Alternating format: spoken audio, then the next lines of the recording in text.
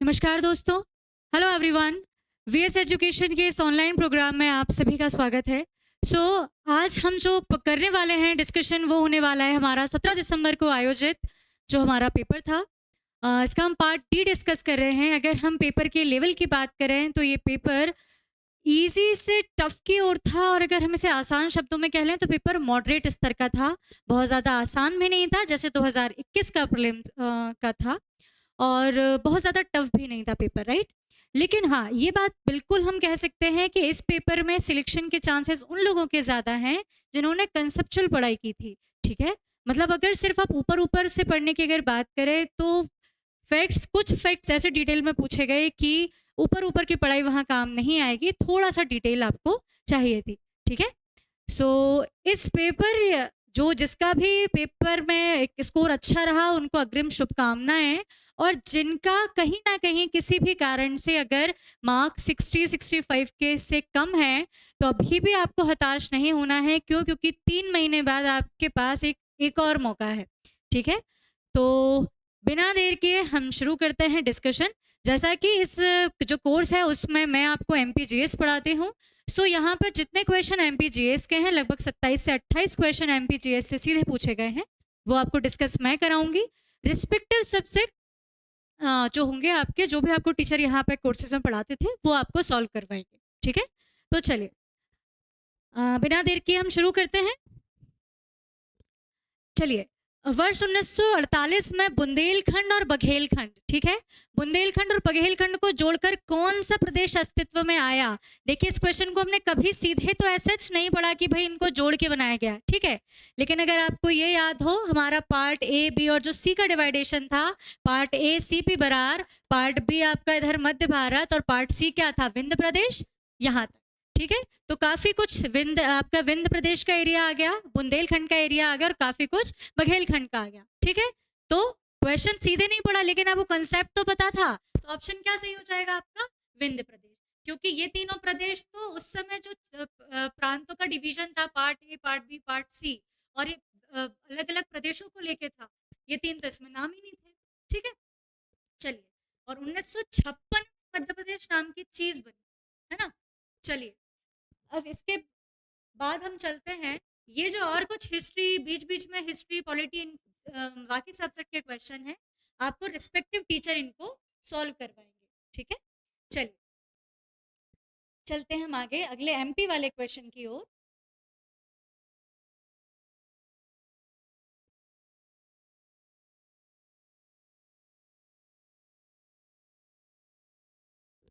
चलिए, अगला क्वेश्चन है वेबसाइट सुधार कार्य योजना, जो बिजनेस रिफॉर्म एक्शन प्लान था।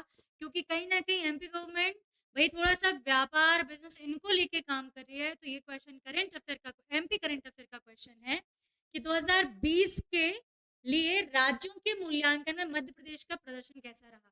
देखिए, क्वेश्चन 2020 के करंट अफेयर्स का पूछा है ना, और इस बार एमपीपीएससी के प्री में ये चीज तो बड़ी वैसे थी कि इन्होंने जो करंट अफेयर्स पूछे वो काफी पुराने पूछे, है ना। तो अगर आपने क्वेश्चन नहीं भी पढ़ा होता, देखो अब सुनना, कभी कभी क्वेश्चन को कैसे हटाया जाता है। इसका ऑप्शन जो सही क्या है, मध्य प्रदेश को अचीवर्स का दर्जा दिया गया था। अगर हम टॉप अचीवर्स होते तो हमारा बिजनेस बहुत अच्छे से ग्रूम कर जाता, नहीं हुआ। ठीक है भाई, इतने बेकार तो नहीं है कि कोई रेटिंग ही नहीं मिली, और अंडर अचीवर्स भी नहीं है। तो कहीं ना कहीं थोड़ा सा आपका इसमें आप कॉमन सेंस लगा के इस क्वेश्चन को सॉल्व किया जा सकता था। अचीवर्स इसका राइट आंसर है। ठीक है, चलिए अगला क्वेश्चन देखते हैं। पढ़ाया हुआ क्वेश्चन था, आपको एज इट इज चीजें पढ़ाई गई हैं। चलिए देखते हैं, मध्य प्रदेश के निम्नलिखित जिलों को 2011 की जनगणना के अनुसार उनकी दशकीय जनसंख्या वृद्धि दर, मतलब 2001 से लेकर 11 तक कितनी वृद्धि हुई है, जनसंख्या में कितने प्रतिशत वृद्धि हुई है, उसके अनुसार इनको जमाना था। अब देखिए, निम्नतर से उच्चतम मतलब सबसे कम कहाँ हुई और सबसे ज्यादा कहाँ हुई। चलिए देखते हैं, अनूपपुर, मंदसौर, बैतूल, छिंदवाड़ा। अब मैं आपको एक चीज बताऊं, अगर ये क्वेश्चन मेरी आपने जो एमपी का सेंसस वाली क्लास थी अगर उसमें ध्यान से किया होता, मैंने उसमें मंदसौर तो पढ़ा ही नहीं है आपको। मैंने 3 चीज बताई थी, आपका अनूपपुर था, बैतूल था, छिंदवाड़ा था। ठीक है, मतलब मंदसौर तो पिक्चर शुरुआती उसमें है ही नहीं, है ना। तो चलिए देखते हैं, तो पहले तो इस मंदसौर को हटाओ क्योंकि ये बीच में नहीं है, ये भी नहीं है। अब या तो ऑप्शन आपका ये होगा या ये होगा। आगे चलें। अनूपपुर, ये और आपको एक चीज और बताई थी कि ट्राइबल डिस्ट्रिक्ट की जो जनसंख्या की वृद्धि दर थी वो कम थी। ठीक है, अब देखो अब इनमें आता है सबसे कम अनूपपुर की, लगभग आपके 11 से 12% थी। ठीक है, अनूपपुर की, उसके बाद बैतूल की, फिर छिंदवाड़ा की। तो आपका कौन सा ऑप्शन सही हो जाएगा? Option B, as it is class में पढ़ाया हुआ क्वेश्चन था। ठीक है, चलिए आगे चलते हैं। मध्य प्रदेश राज्य योजना एवं नीति आयोग कि 2023 के अनुसार मध्य प्रदेश के किस जिले में बहुआयामी गरीबी, ये जो गरीबी वाला अपनी चीज है, वहां पे क्या हुई है? बहुत ज्यादा सुधार देखा गया है। अब देखो नाम पढ़ो, बड़वानी, खंडवा, बालाघाट, अलीराजपुर। आपको पता है सबसे गरीब डिस्ट्रिक्ट, सबसे मतलब सबसे अपना जो बहुत पिछड़ा डिस्ट्रिक्ट कौन है? अलीराजपुर। मानते हो इस चीज को? साक्षरता कम, गरीबी तो साक्षरता तो सबसे कम है ही, गरीबी बहुत ज्यादा है। काफी चैलेंजेस इसी डिस्ट्रिक्ट के साथ है ना? तो अगर सुधार देखा गया है तो आप किस में सुधार वाला लगाओगे? अलीराजपुर। मतलब समझ में आ रहा है क्वेश्चन? इसे हम कंसेप्चुअल क्वेश्चन कहेंगे, क्योंकि अगर आपने करंट अफेयर्स में से नहीं पढ़ा तो आप इसे कंसेप्ट के तौर पे आप इसे सही कर सकते थे। ठीक है, अलीराजपुर इसका सही आंसर है। अगर आप में से अधिकतर सबने किसी, क्योंकि इतना तो सब्र नहीं होती, अधिकतर आपने बहुत सारी आंसर की जो डिफरेंट अलग अलग संस्थाओं के द्वारा निकाली गई है, आपने मैच कर लिए होंगे। ठीक है, लेकिन अभी एक बार और आयोग की फाइनल आंसर की आने का वेट कीजिएगा, क्योंकि एक दो क्वेश्चन आयोग भी कुछ देगा ही। ठीक है, तो अभी बहुत ज्यादा हताश ना हो, लेकिन हाँ अगर आपके मार्क्स नहीं करते 75-76 के आसपास अगर आ रहे हैं, ठीक है, तो भी आप आपके मेंस को स्ट्रेटेजिकली प्लान कर ले, आप लग जाइए तैयारी में। ठीक है, क्योंकि अभी जो 10 एक दिन का समय, ये समय भी हमें क्यों खराब कर रहे हैं? ठीक है, और अगर आपने मैच कर लिए हैं, लेकिन आप डिस्कशन देख के ये हो सकता है कि डिटेल डिस्कशन है, आपको कुछ कुछ कंसेप्ट और सीखने को मिल जाएंगे यहाँ से। ठीक है, चलिए। टंटिया मामा जी, टंटिया मामा आर्थिक कल्याण योजना, भाई करंट अफेयर्स का क्वेश्चन था।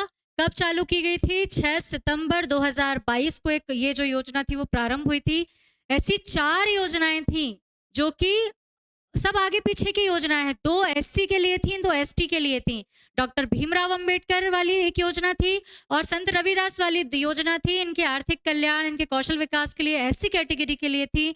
2 योजनाएं बिल्कुल आगे पीछे हुई थी, आपकी टंटिया मामा वाली और एक और थी आपका बिरसा मुंडा वाली। ठीक है, तो 4 योजनाएं सेम टाइम पे थी। अब समझिएगा, आर्थिक कल्याण, नाम में आर्थिक कल्याण लिखा है, देखो तो निःशुल्क शिक्षा तो आर्थिक कल्याण से नहीं जोड़ा। आदिवासी क्षेत्रों में बुनियादी ढांचे का विकास, वित्त पोषण करके, ये भी कहीं ना कहीं सीधे आर्थिक कल्याण से नहीं जुड़ा। आदिवासी युवाओं के बीच खेलों को बढ़ावा देना, आर्थिक कल्याण का है यहाँ पर। ठीक है, ऑप्शन कौन सा सही होगा जहां पर पूरी ये तो नहीं होंगे? आगे पढ़ लेते हैं। अनुसूचित जनजाति के बीपीएल श्रेणी के लाभार्थियों को नए उद्योग व्यवसायों के लिए कम लागत वाले उपकरण और कार्यशील पूंजी की आपूर्ति कराना। समझ में आ रहा है?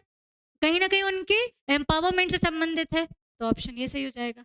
ठीक है, तो मैं आपको जब पढ़ाती थी तब भी कहा था कि हमेशा आप पढ़ें और वहीं से एज इट इज क्वेश्चन आए, जरूरी नहीं है क्वेश्चन अगर घूम फिर के भी थोड़ा आता है, आप कंसेप्चुअल पढ़ेंगे तो आपको चीज बन जाएगी। ठीक है, चलिए आगे चलते हैं हम। तो भाई अगला क्वेश्चन है, मध्य प्रदेश के किस शहर में ट्रांसफार्मर और संबंध उत्पादों के लिए एक समर्पित क्लस्टर है? कुछ क्लस्टर जो पड़े हुए थे भाई इस बार वो नहीं पूछे। अब समझिएगा, हमने कभी इंदौर में ऐसा क्लस्टर कभी नहीं सुना। इंदौर में हमने कहीं ना कहीं जो वस्त्र उद्योग वाला होता है, कहीं ना कहीं टेक्सटाइल से संबंधित क्लस्टर तो है ना? अब देखो, ट्रांसफार्मर, भारी उद्योग, भेल, काम ही क्या है ये बनाना, है ना? बीएचईएल और इन सब का काम ही है बनाना। तो कौन सा ऑप्शन ज्यादा सही जाएगा? भोपाल सही जाएगा। ठीक है, ग्वालियर जबलपुर भी आपके ऐसा नहीं है। हाँ, अगर कुछ रक्षा उद्योग से संबंधित होता तो हमें नहीं भी पता होता तो हम कहाँ पे जाते? जबलपुर, क्योंकि अधिकतर जो भी हमारी ये हैं जो फैक्ट्रीज हैं रक्षा मतलब डिफेंस की वाली जो चीजें बनाते हैं वो सब जबलपुर, राइट? चलिए आगे चलते हैं। ये हिस्ट्री का क्वेश्चन है, हिस्ट्री वाले से डिस्कस कराएंगे। हाई कोर्ट से क्वेश्चन आया है, एमपी हाई कोर्ट से क्वेश्चन है कि न्यायाधीशों की जो एमपी हाई कोर्ट में, अब एमपी तो नहीं लिखा, सिर्फ हाई कोर्ट लिखा है ना? पॉलिटी और एमपी दोनों का ही, दोनों में आप इसको ला सकते हैं। उच्च न्यायालय के न्यायाधीशों की अधिकतम आयु सीमा कितनी होगी? भाई इसमें कोई दिक्कत नहीं होगी आपके, 62 वर्ष। पहले 60 थी, बाद में इसको क्या कर दी गई थी, 62 कर दी गई थी। ठीक है, चलिए ये वाला नगर पालिका कानून ठीक है ना। अब देखो ये पॉलिटी का क्वेश्चन है, सर ही कराएंगे, है ना। मध्य प्रदेश विधानसभा के पहले अध्यक्ष, भैया पिछली बार पहले सीएम पूछे थे, तो इस बार क्या पूछ लिया, पहले विधानसभा अध्यक्ष कौन थे? पंडित कुंजीलाल दुबे। 3 कार्यकाल इन्होंने शुरुआत में 3 बार यही रहे थे, है ना, कुंजीलाल दुबे जी। ठीक है, कोई विधेयक धन विधेयक है या नहीं, कोई जो है फाइनेंस बिल है या नहीं, इसका निर्णय कौन करता है? राज्यों में। एमपी पॉलिटी का क्वेश्चन था, बड़ा ही आसान क्वेश्चन था। अगर सेंट्रल में लोकसभा अध्यक्ष कर रहा है तो राज्यों में कौन करेगा? विधानसभा अध्यक्ष। ठीक है, बहुत एक सबसे खूबसूरत चीज ये रही कल के पेपर की कि पॉलिटी के क्वेश्चन बड़े आसान आए थे। तो अगर आपने पॉलिटी भी ढंग से पढ़ी होती तो पॉलिटी में एक भी क्वेश्चन गलत होने की संभावना नहीं थी, अगर आपने अच्छे से पढ़ा है ना। चलो जी, अगला क्वेश्चन है, कौन सी विशेषता मध्य प्रदेश की काली मिट्टी के संदर्भ में सही नहीं है? मतलब काली मिट्टी की निम्न में से इन चारों में से कौन सी सही विशेषता नहीं है? ठीक है, काली मिट्टी को कपास की मिट्टी के रूप में भी जाना जाता है, बिल्कुल ठीक है, काली कपासी मिट्टी कहते हैं क्योंकि कपास ज्यादा होती है। ठीक है, इसमें नमी धारण करने की क्षमता अधिक होती है, बिल्कुल 100% सही है, तभी तो वो फूल जाती है और सिकुड़ जाती है ना। पानी मिला फूल गई, ये भी ऑप्शन सही है, ये भी ऑप्शन सही है। काली मिट्टी में रेत की मात्रा अधिक होती है। भाई रेत की मात्रा अधिक तो नहीं होती, क्यों अधिक नहीं होती? क्योंकि रेत होती है भुरभुरी, ये होती है चिपचिपी। अगर रेत मिल जाए तो बहुत अच्छा काम हो जाएगा, है ना। रेत होती तो दरारें नहीं पड़ती, लेकिन ये तो भाई थोड़ा सा नहीं जम रहा है ना। अगला और पढ़ लेते हैं, इसकी संरचना गांठदार लेकिन कभी कभी माधुरी होती है। इसको मैं आपको एग्जैक्ट वो चीज बताती हूँ कि क्या उसमें लिखा था, भुरभुरी, ये नहीं भुरभुरी लिखा था, है ना, भुरभुरी। ठीक है, कभी कभी एकदम ऐसे बड़े बड़े गिठले पड़ जाते हैं, कभी कभी एकदम भुरभुरी हो जाती है पानी डालने पर, ये भी सही बात है। तो ऑप्शन क्या, ये वाला आपका गलत हो जाएगा, और यहाँ हमारा C option will be right कि हाँ भाई काली मिट्टी में रेत नहीं होती, तो अच्छी बनाने के लिए रेत डालते हैं उसे, है ना। चलो ओके, मध्य प्रदेश की कौन सी नदी 3 राज्यों में प्रवाहित होती है? बहुत बढ़िया क्वेश्चन था। क्वेश्चन ये मैप से आप बिल्कुल सही करते थे अगर आपको याद नहीं था तो। चलिए, केन नदी हम बात करें, वो छतरपुर और टीकमगढ़ के पास वाली केन नदी मध्य प्रदेश से निकलेगी, यूपी में जाके मिल गई यमुना में। कॉलम ही नहीं, 3 राज्यों से, 2 राज्यों की नदी है। सोनार भी बड़ी नदी नहीं है, सोनार भी 3 राज्यों से नहीं जाती। माही और बेतवा की अगर बात करें आपके रायसेन के पास से निकलेगी, और कहाँ, यमुना में मिल जाएगी, हमीरपुर में, बिल्कुल ठीक है। कौन सी बस्ती है? माही नदी। कर्क रेखा को 2 बार काटेगी, यहाँ से निकलेगी, राजस्थान होएगी, फिर कहाँ, गुजरात में जाएगी और खंबात की खाड़ी में जाके गिर जाएगी। अगर आपको इसका माही नदी का ये पता होता 2 बार काटती है और खंबात की खाड़ी में गिरेगी तो वैसे सही हो जाता। पढ़ाया हुआ क्वेश्चन, ठीक है। कई बार क्वेश्चन आपको वैसे नहीं मिलेंगे जो उनके बारे में फैक्ट बताए हैं, लेकिन कंसेप्ट से अगर आप चाहेंगे तो आपकी चीजें सही हो जाएंगी, ठीक है। ये आपको क्यों ज्ञान दिया जा रहा है, कंसेप्ट बार बार क्यों बोला जा रहा है? क्योंकि 3 महीने बाद एक और प्रीलिम्स देना है, इसलिए, है ना। चलो, अगला क्वेश्चन 2021-22 के इकोनॉमिक सर्वे से है कि 21-22 में भारत में तांबा उत्पादन में मध्य प्रदेश किस स्थान पे था? कंटिन्यूस तांबा उत्पादन में हम नंबर 1 बने हुए हैं, ठीक है। तांबा में, मैग्नीज में, हीरे में, ठीक है। तो कौन सा? नंबर 1, ठीक। और एमपीपीएससी की एक चीज और बता दें आपको कि मध्य प्रदेश के भाई पेपर है तो मध्य प्रदेश की तारीफ तो होगी, है ना, कहीं ना कहीं, ठीक है। इकोनॉमिक सर्वे से क्वेश्चन था, तो तांबा उत्पादन में हम नंबर 1 में है, ठीक है, बिल्कुल मलाज खंड, बिल्कुल ठीक है।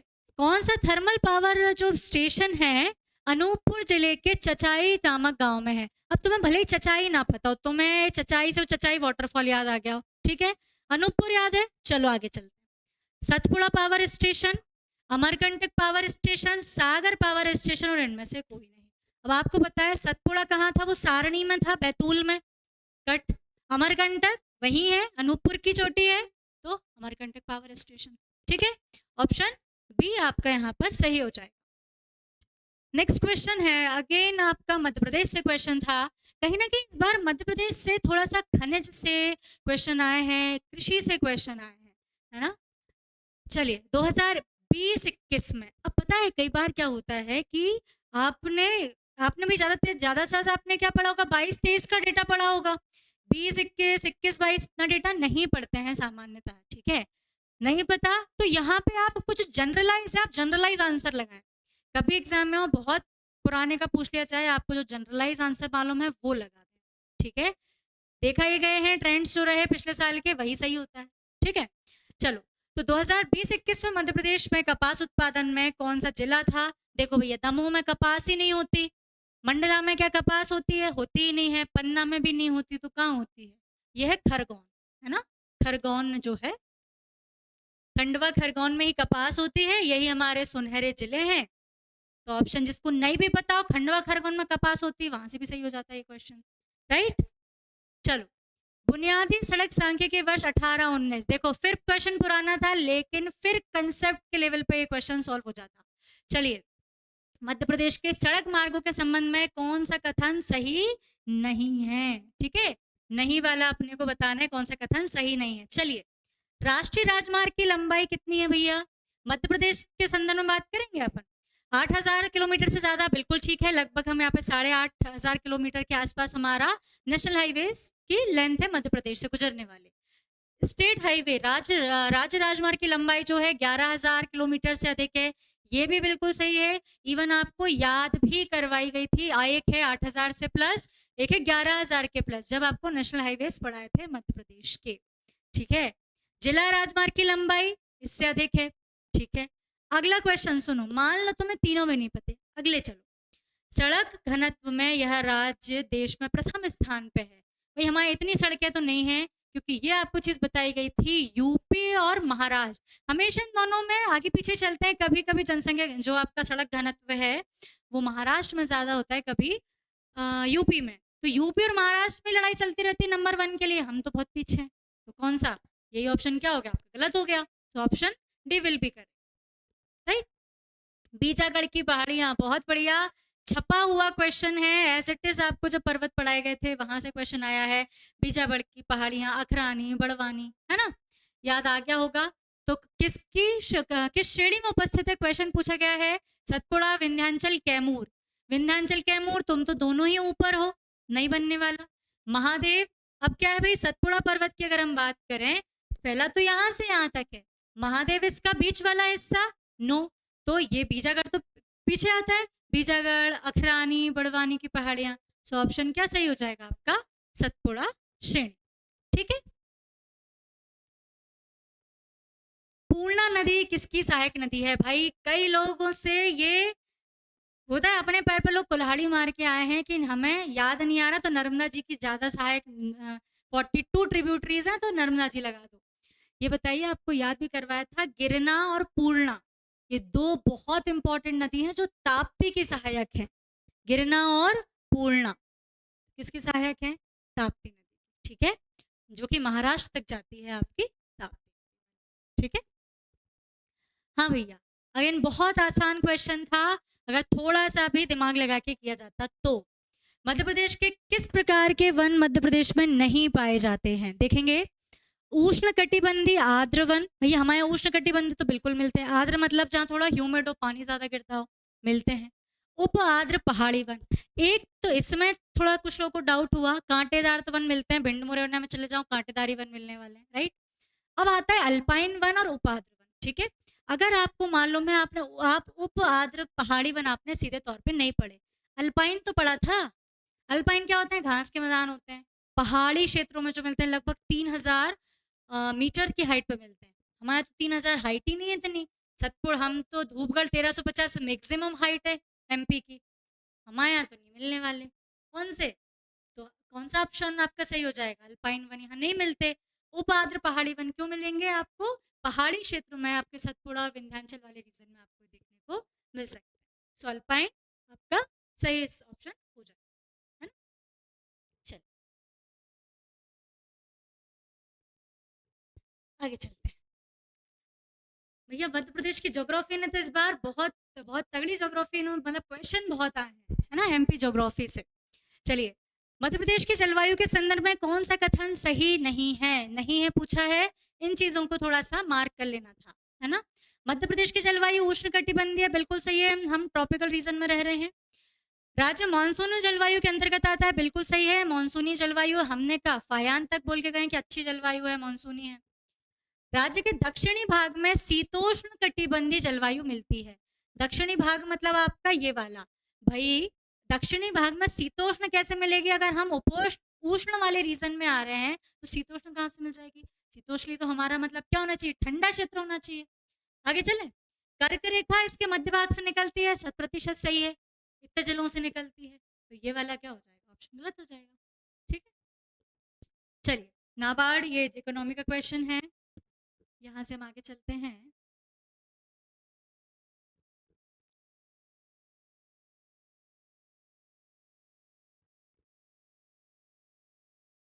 मैं भी आपको एमपी के बस करवा रही हूँ, बाकी जो टीचर आपको जो सब्जेक्ट पढ़ाते हैं वो सॉल्व करवाएंगे, ठीक है।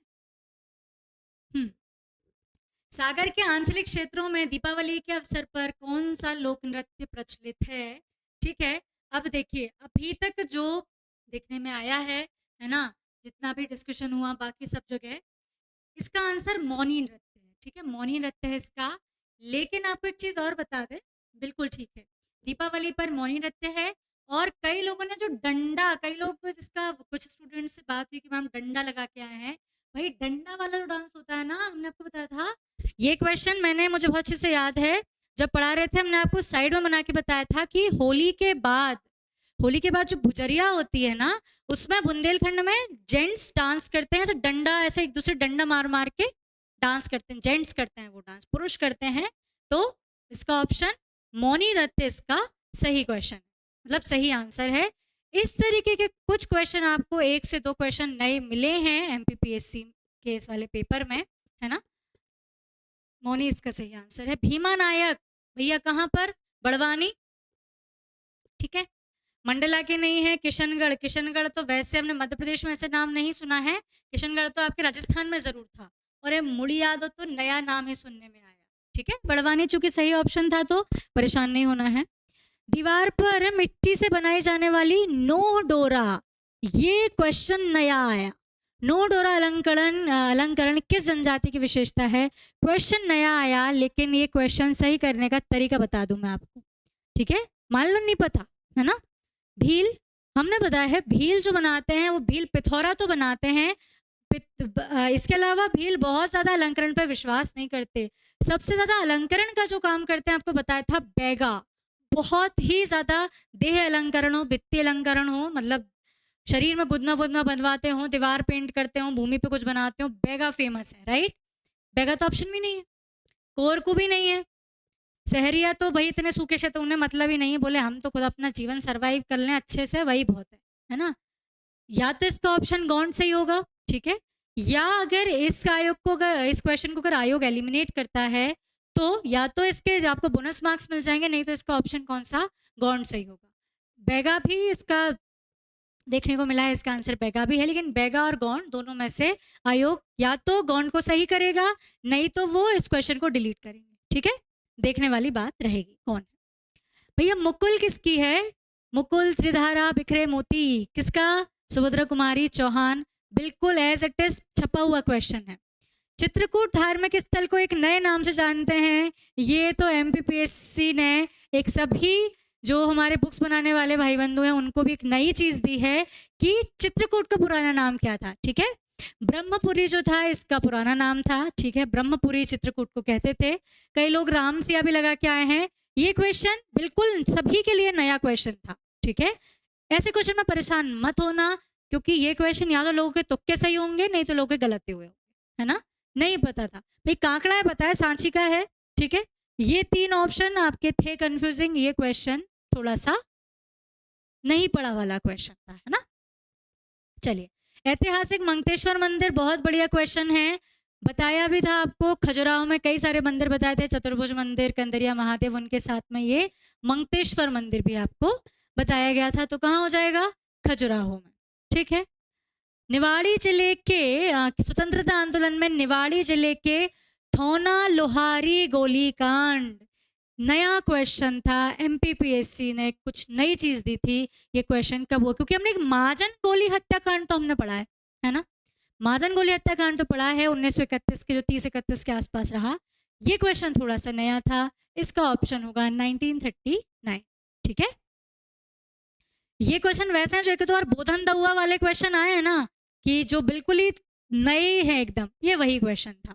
ठीक है, चलिए, इन क्वेश्चन में बहुत ज्यादा परेशान मत होना, क्योंकि सभी को ही नहीं बने हैं ये। ठीक है, कोई 3-4 साल 5 साल तैयारी कर रहे हैं क्योंकि नहीं पढ़े हैं। हाँ, ऐसे क्वेश्चन कहाँ मिल जाएंगे? ऐसे क्वेश्चन मिलेंगे आपको मध्य प्रदेश हिंदी ग्रंथम अकादमी की, जो मध्य प्रदेश की बुक आती है उसमें। ठीक है, ओके। रामचंद्रिका किसकी रचना है भाई? पढ़ा हुआ क्वेश्चन है। भवभूति की तो नहीं है, इन्होंने तो, भवभूति जी ने ऐसा नहीं लिखा है। भूषण तो भाई उनके दरबारी कवि रहे छत्रसाल के, तो उन्होंने भी ऐसे नहीं लिखा। पद्माकर केशवदास, किसने लिखा है? केशवदास। रसिक प्रिया और आपकी रामचंद्रिका, बहुत फेमस बुक थी रामचंद्रिका। ठीक है, ऐसे भी याद कर सकते हैं, कहीं ना कहीं ओरछा से संबंधित रहा है केशव राय, और ओरछा में आपके रामचंद्र सरकार। ठीक है, तो केशवदास इसका सही आंसर हो जाएगा। ये भी दिमाग वाला क्वेश्चन था। ये इस क्वेश्चन को मैं कहूंगी मैंने इसे इनडायरेक्टली आपको पढ़ाया, डायरेक्टली तो नहीं पढ़ाया, इनडायरेक्टली। कैसे? बालकृष्ण शर्मा नवीन आपको पता है भाई। ठीक है, जो जो उन्होंने लिखा वो तो अच्छी बात है ना। इसको याद भी उन्होंने कैसे करवाया था आपको? जो फीमेल नाम वाली जो कृतियां थी अधिकतर वो इनकी थी, है ना। रश्मि, है ना, और इस टाइप के। तो आपको पता है ये जो थे ये पॉलिटिकली बहुत एक्टिव रहे हैं। कहीं ना कहीं राजनीति में, स्वतंत्रता आंदोलन, इनका राजनीति में इनका काफी इंटरेस्ट रहा। अब देखो, राजनीति से संबंधित हमें इसमें जो जो चीजें मिलेंगे, लोग मिलेंगे। माखनलाल चतुर्वेदी एक ऑप्शन में बनता है, क्योंकि कहीं ना कहीं इन्होंने भी स्वतंत्रता आंदोलन में एक्टिवली पार्टिसिपेट किया है। या गणेश शंकर विद्यार्थी। अब गणेश शंकर विद्यार्थी जो थे ये पुराने थे, ये अंग्रेजों के समय, थोड़ा सा अंग्रेजों के समय मतलब पुराने रहे हैं ये। ठीक है, अगर किसी को काव्य लिखना है प्राणार्पण और आत्मोत्सर्ग, है ना, तो भाई ये तो थोड़ा सा अपने किसी सीनियर के बारे में लिखेंगे। और जहां मालूम चल रहा है कि किसी व्यक्ति ने अपने प्राणों की बलिदान दिया है या प्राणों से संबंधित काम किया है, तो पुराना ही होगा व्यक्ति, गणेश शंकर विद्यार्थी जी। ठीक है, इस तरीके के क्वेश्चन थोड़ा सा इस तरीके का दिमाग लगा के किए जा सकते हैं। ठीक है, जयशंकर प्रसाद इनके जोनर वाले नहीं हैं। प्रभाकर माजवे भी बालकृष्ण शर्मा नवीन के जोनर वाले व्यक्ति नहीं है। ठीक है, ओके, ये क्वेश्चन आपका पॉलिटी का है। उसके बाद देखें हम एमपी का क्वेश्चन।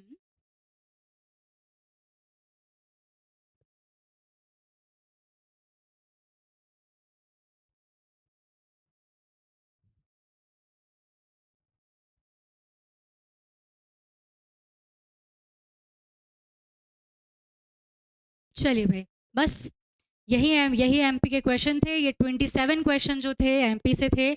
डायरेक्ट इनडायरेक्टली क्वेश्चन अधिकतर पड़े हुए हैं। अगर मैं सिर्फ 2 क्वेश्चन को हटा दूं जिनको हमने चर्चा नहीं की, इसके अलावा सारे क्वेश्चन आपको डायरेक्टली इनडायरेक्टली पढ़ाए हुए क्वेश्चन हैं। अगर आपको अभी भी लगता है कि भाई कहीं ना कहीं तैयारी हमें अब थोड़ा सा और फोकस होके करना है, तो मैं यही रिकमेंड करूंगी कि डिटेल में पढ़ें, किताबों की बिल्कुल मदद लें और डिटेल में पढ़ें। ठीक है, अब वो चीज़ गई कि सिर्फ फैक्ट पढ़ के प्रीलिम्स निकलेगा, अब चीज़ें कंसेप्चुअल भी पूछी जा रही हैं। ठीक है, तो चलिए, अभी हम कुछ दिनों बाद अपने जो मेंस वाला हमारा जो सिलेबस था उसको कंप्लीट करने के लिए मिलेंगे। Thank you so much.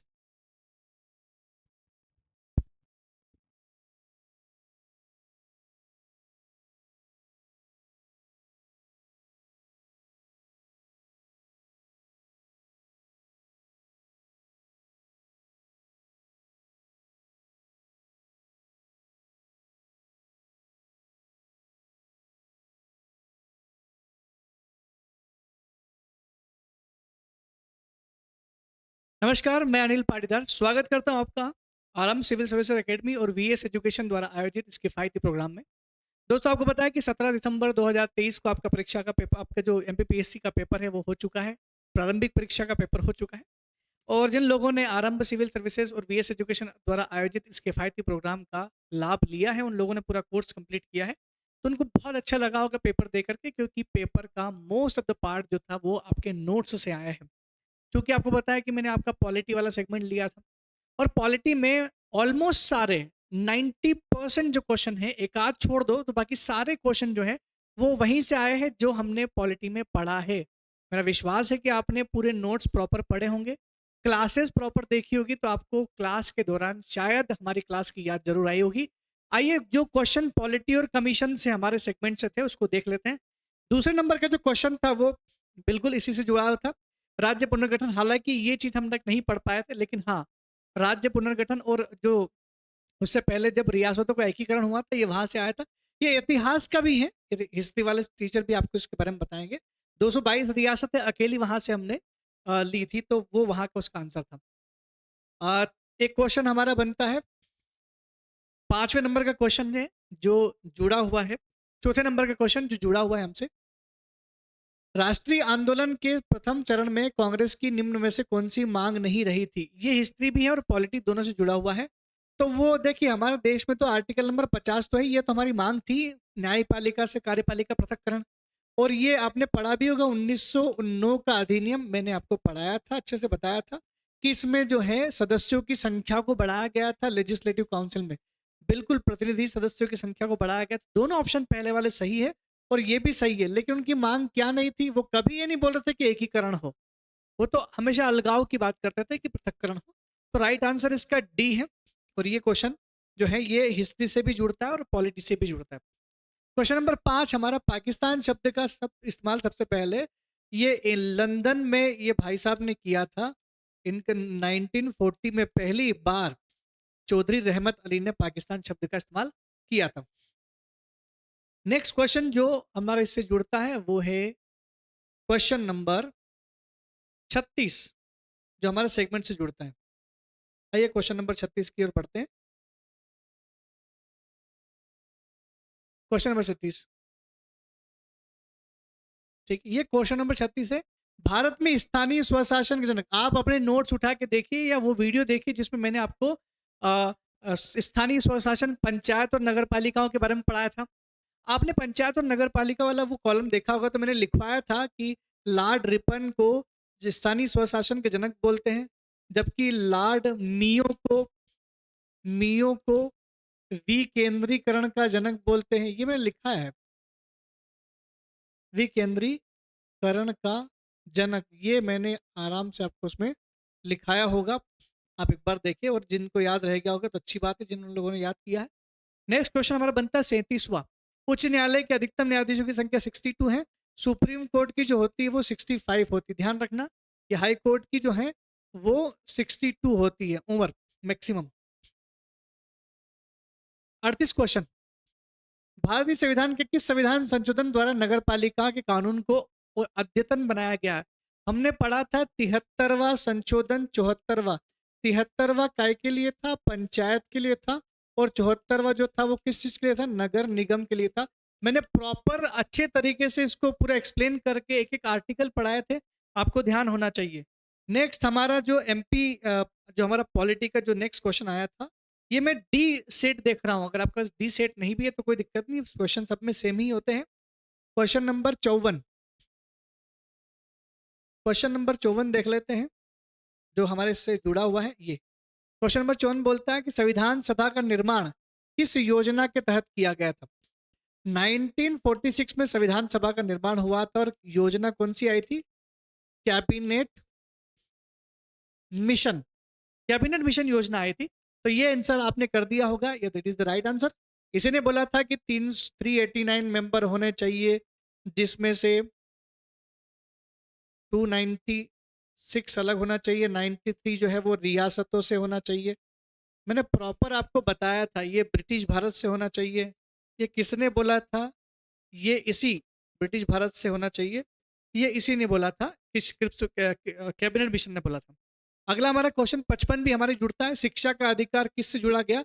86वां संविधान संशोधन, 86वां संविधान संशोधन 2002 से 3 आर्टिकल जुड़े थे, आर्टिकल 21A, आर्टिकल 45, आर्टिकल 45 और आर्टिकल 51 के। मैंने बताया था तीनों का कि एक साथ इससे 3 चीजें जुड़ी थी। देखो आ गया क्वेश्चन, मैंने बोला भी था अमेंडमेंट की पूरी जो जो मेरे ख्याल से लेक्चर नंबर 3 ही था हमारा, 3 या चौथा लेक्चर होगा।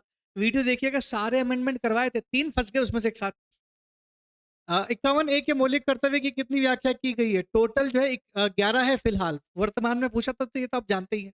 समाजवादी शब्द कब जोड़ा गया था? 42वां संविधान संशोधन, ये मैंने बोला था इसको पढ़ के रखना, इससे हमेशा क्वेश्चन आते हैं।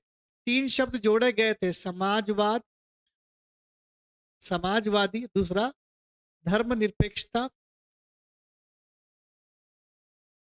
और तीसरा जो होता है वो होता है अखंडता। समाजवादी, धर्मनिरपेक्षता, अखंडता, ये 3 शब्द जोड़े गए थे किससे? इस 42वें संविधान संशोधन से। तो आपका राइट आंसर आएगा 42। 42 44 नहीं भूलना कभी भी। नेक्स्ट क्वेश्चन आपका 56वां ही है, 57वां हो गया, ये कर लिया था हमने 56 57। एक मिनट, 56 क्वेश्चन भी हो गया होगा, ठीक है। 57 भी हो गया, 58 क्वेश्चन भी हमारा ही है। 58 क्वेश्चन भी जुड़ जाता है हमारे पॉलिटी के सेगमेंट से। राष्ट्रपति के चुनाव के लिए निर्वाचक मंडल के सदस्य शामिल होंगे। राष्ट्रपति के चुनाव में कौन सदस्य शामिल होता है? संसद के सदस्य, दोनों सदनों के सदस्य? बिल्कुल नहीं, केवल निर्वाचित होता तो भी मान लेते। तो संसद के दोनों सदनों के सदस्य, विधानसभा के सदस्य, ये भी नहीं। देखिए, जहां निर्वाचित लिखा, मैंने प्रॉपर बताया था आपको क्लास में कि संसद के निर्वाचित सदस्य दोनों सदनों के और सभी विधानसभाओं के, और यहां तक कि यूनियन टेरिटरी के निर्वाचित सदस्य आएंगे। तो ये राइट आंसर था उसका, सी वाला इज द राइट आंसर। ये हमने किया है, आप राष्ट्रपति वाला कॉलम देखिएगा, प्रॉपर पढ़ाया हुआ है। राज्य के नीति निषेध तत्वों की व्याख्या भारतीय संविधान के किस पार्ट में, पार्ट वी क में की गई है? ये व्यवस्था किस देश से ली गई? अच्छा, पहली बात तो मैं आपको बता दूं कि भैया ये आयरलैंड, इसका आंसर सही तो है, लेकिन मुझे लगता है आयोग इसको जो है डिलीट करने वाला है। इसने 4 क लिख दिया, जबकि 4 क तो फंडामेंटल ड्यूटी, मौलिक कर्तव्य से जुड़ा हुआ है। अगर इसी क्वेश्चन में ही मिस्टेक मान ली जाए तो इस क्वेश्चन को डिलीट कर देना चाहिए। तो लेकिन हाँ, शब्दावली ठीक है, नीति निर्देशक तत्व, तो इसलिए मुझे नहीं लगता कि इसको कहीं से गलत माना जाएगा। क्योंकि अगर हम इसको सही मानते पार्ट को, तो फिर ऑप्शन में यूएसएसआर दिया होता, मौलिक कर्तव्य वाला, वो भी नहीं दिया है। तो हो सकता है कि क्वेश्चन डिलीट ना भी हो, लेकिन कुछ लोग ऑब्जेक्शन कर सकते हैं, लेकिन ज्यादातर लोगों ने सही किया होगा, इसलिए ऑब्जेक्शन नहीं बनता। नेक्स्ट, संसद का निर्माण निम्नलिखित में से किसके द्वारा किया जाता है? संसद 3 चीजों से बनती है। पार्लियामेंट, मैंने आपको ऐसा डायग्राम करके बताया था। आर्टिकल नंबर 79, मैंने इधर लिखा था राष्ट्रपति, आर्टिकल नंबर 52, फिर मैंने लिखा था लोकसभा, आर्टिकल नंबर 81, और फिर लिखा था राज्यसभा, आर्टिकल नंबर 80। मैंने बोला था इन तीनों को मिलकर के क्या बनती है? संसद, लोकसभा, राज्यसभा, राष्ट्रपति, दैट इज पार्लियामेंट। ये क्वेश्चन था हमारा 59। क्वेश्चन नंबर 59 हो गया, 60 भी हो गया। Question number 70, sorry question number 61 ये नहीं है। क्वेश्चन नंबर 81 पे पहुंच जाते हैं, जो हमारे पॉलिटी के सेगमेंट से जुड़ा हुआ है। आइए 81 क्वेश्चन पर ध्यान देते हैं। भारत के नियंत्रक एवं महालेखा परीक्षक अधिकतम कितने वर्ष तक पद धारण करता है? ये पढ़िएगा, मैंने आयोग में पढ़ाया था।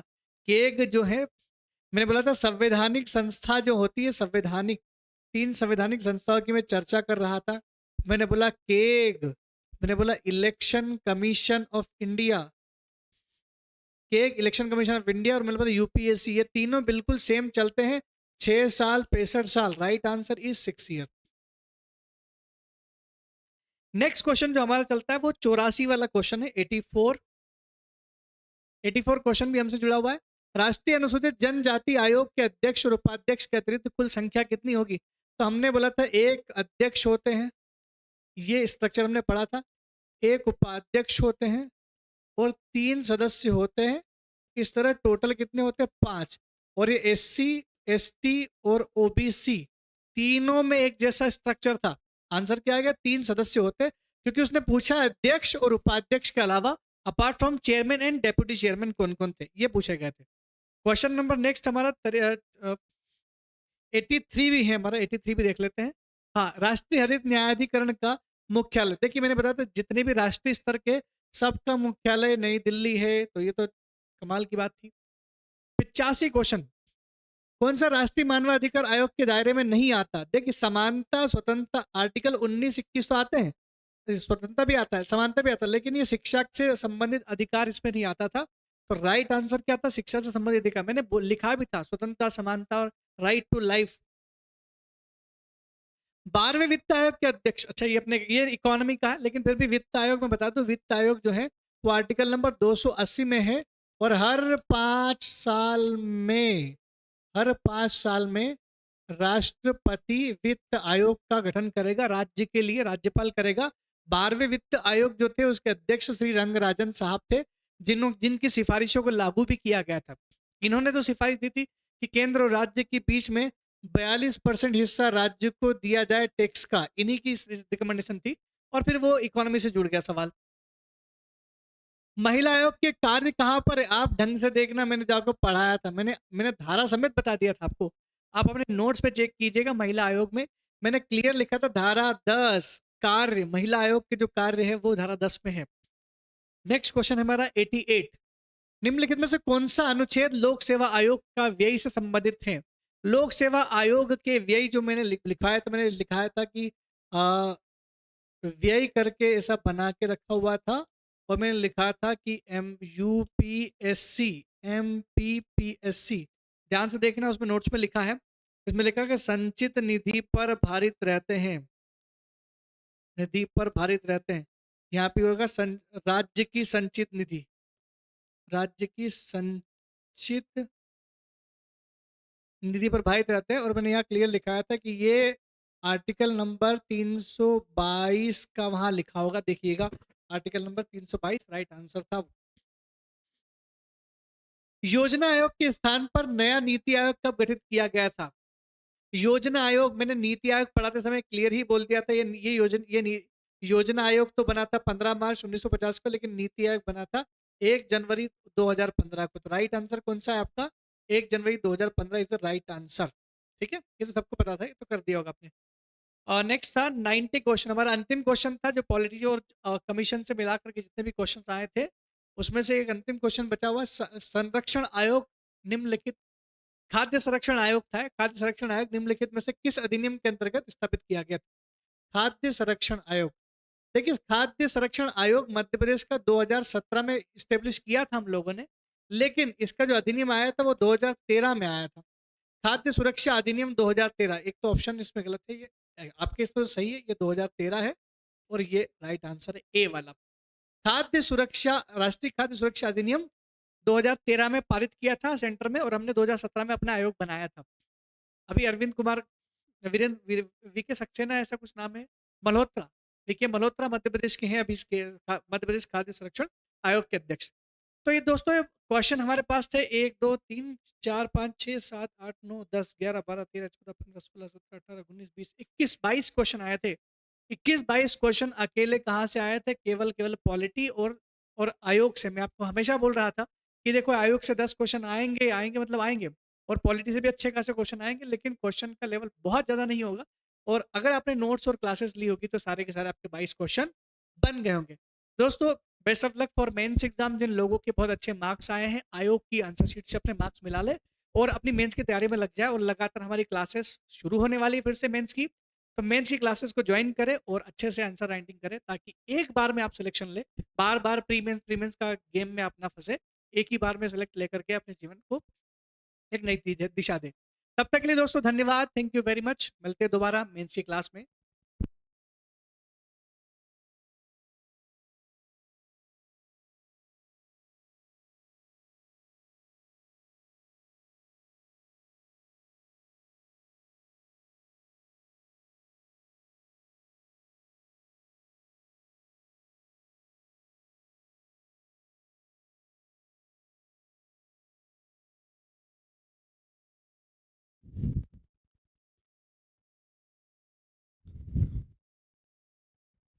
नमस्कार दोस्तों, मैं गौरव मिश्रा आप सभी का वीएस एजुकेशन और आरंभ सिविल सर्विसेज एकेडमी के इस किफायती शिक्षा प्रोग्राम में आप सभी का स्वागत करता हूं।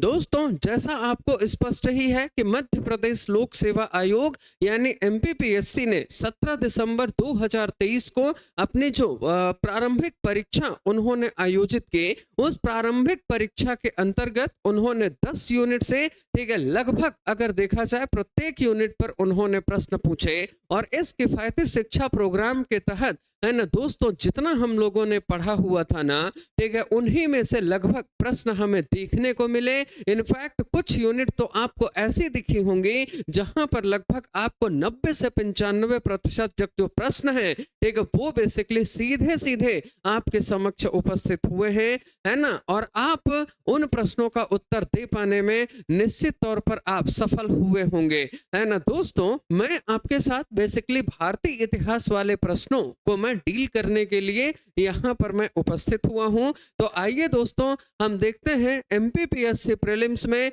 जितने भी प्रश्न बेसिकली भारतीय इतिहास यानी कि इंडियन हिस्ट्री पर पूछे गए थे, है ना, उन क्वेश्चंस पर या उनके क्या सही जवाब हो सकते हैं, उन्हीं को हम समझने का प्रयास करते हैं। दोस्तों अगर हम देखें तो बेसिकली मैं यहाँ पर सेट डी को डिस्कस कर रहा हूँ, है ना। जिनके पास सेट डी होगा तो क्वेश्चन क्रमांक आपको मिल जाएंगे, और जिनके पास दूसरे सेट हैं तो आप क्वेश्चन बस मैच कर लीजिएगा कि किस प्रश्न का क्या उत्तर मैंने एक बताया या क्या उत्तर मैंने आपके साथ साझा किया, है ना। अगर हम सेट डी की बात करें दोस्तों, तो उसमें क्वेश्चन नंबर 3 ये कह रहा है कि किस अधिवेशन में कांग्रेस नरम एवं गरम दल में विभाजित हो गई थी। तो आपको याद आ रहा होगा दोस्तों, है ना, हमने इस पर बेसिकली चर्चा अपनी की हुई है। मैंने आपको, है ना, जब मॉडर्न हिस्ट्री पढ़ाया था तो मॉडर्न हिस्ट्री के समय मैंने जिक्र किया था कि 1907 में कांग्रेस का जो एक सेशन था ना,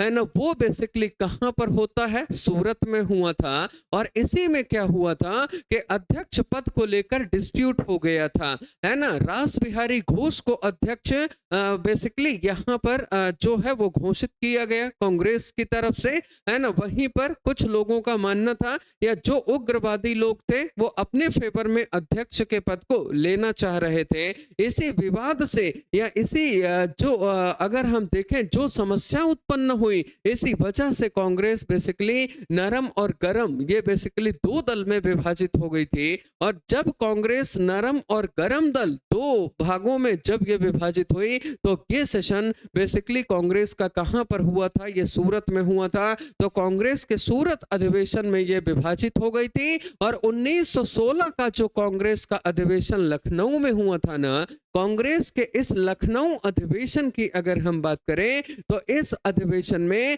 कांग्रेस के जो नरम दल और गरम दल थे ना, इन दोनों का क्या हो गया था, विलय हो गया था। तो प्रश्न कह रहा है किस अधिवेशन में कांग्रेस नरम एवं गरम दल में विभाजित हो गई थी। तो आप ध्यान रखिएगा, यह सूरत अधिवेशन था जो 1907 में हुआ था। अध्यक्ष पद को लेकर विवाद हुआ और जिसके बाद फिर कांग्रेस दो शाखाओं में यानी दो ब्रांचेस में डिवाइड हो गई और 1916 के लखनऊ अधिवेशन में जाकर फिर से ये दोनों एक हो गए, है ना। अब उसके बाद दोस्तों अगर हम अगले प्रश्न की बात करें तो अगला जो प्रश्न है ना, वो राष्ट्रीय आंदोलन के प्रथम चरण में कांग्रेस के निम्न में से कौन सी मांग नहीं थी। तो ये जो प्रश्न है ना दोस्तों, ये बेसिकली थोड़ा सा क्या है कि ये जो प्रश्न है ये थोड़ा इतिहास भी है और थोड़ा सा ये राज व्यवस्था यानी कि पॉलिटी भी है। तो पॉलिटी वाले सर ने इस प्रश्न को डिस्कस कर दिया है तो हम इस पर चर्चा नहीं करेंगे, है ना। हम दूसरे प्रश्न की तरफ मूव करते हैं,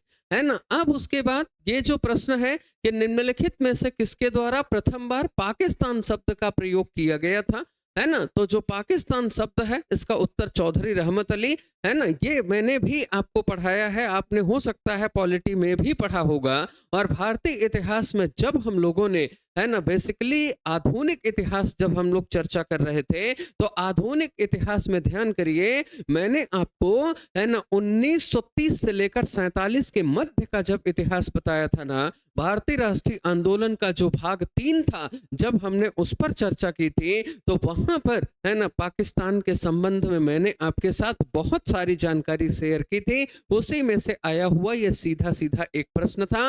अब उसके बाद इतिहास का प्रश्न और कहां पर दिख रहा है ना, निम्नलिखित में से किसके द्वारा महाराष्ट्र में गणेश उत्सव प्रारंभ किया गया था, है ना। ये भी जो प्रश्न है ये भी दोस्तों हम लोगों ने डिस्कस किया हुआ है कि महाराष्ट्र में ये जो गणेश उत्सव है ना, इसकी शुरुआत बेसिकली 1893 यानी 1893 यानी 1893 की अगर हम बात करें तो 1893 में बाल गंगाधर तिलक द्वारा की गई थी। किसके द्वारा की गई है ना? बाल गंगाधर तिलक के द्वारा है ना इसकी जो शुरुआत है वो की गई थी। और बाल गंगाधर तिलक ऐसे लीडर रहे जिन्होंने 1893 में गणेश उत्सव प्रारंभ किया और 1895 में उन्होंने है ना महाराष्ट्र में ही शिवाजी उत्सव को भी प्रारंभ किया था, है ना। तो ये जो प्रश्न है कि गणेश उत्सव महाराष्ट्र में किसने प्रारंभ किया था, तो इसका सही जवाब है बाल गंगाधर तिलक, बीजी तिलक साहब ने।